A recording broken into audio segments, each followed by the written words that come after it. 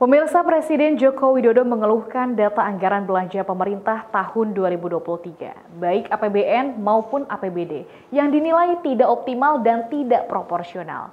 Presiden menyoroti anggaran pemerintah yang timpang dan banyak dialokasikan untuk perjalanan dinas dan rapat pegawai.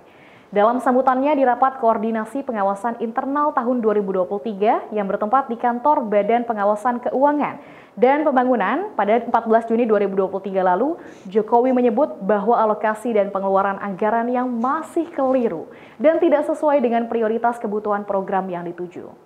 Bagaimana tidak, anggaran yang seharusnya dialokasikan penuh dan lebih banyak untuk realisasi programnya, nyatanya justru lebih banyak dikeluarkan untuk hal-hal yang kurang potensial.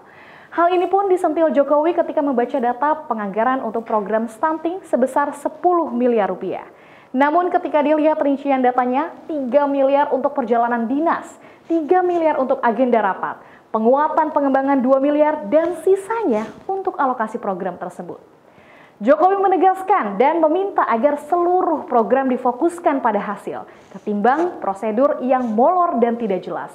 Ia juga mengingatkan kepada seluruh lembaga di pusat maupun daerah dalam menggunakan anggaran pemerintah, supaya anggaran tersebut betul-betul dialokasikan secara produktif untuk program-program yang akan direalisasikan.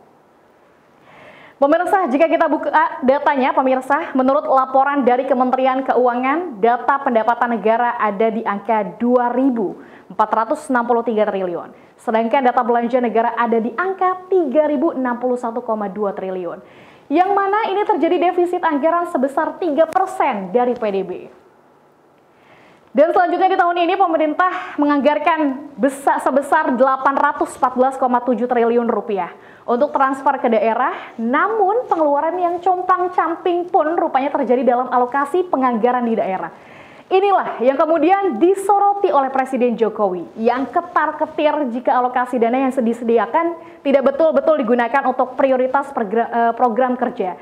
Sebab ini nantinya akan berdampak pada realisasi program yang prematur.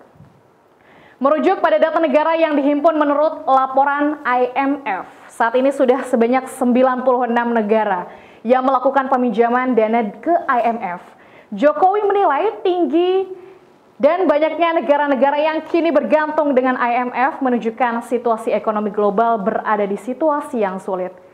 Oleh karenanya, anggaran pemerintah harus dikeluarkan secara hati-hati dan jelas agar tak terperosok ke dalam jurang resesi.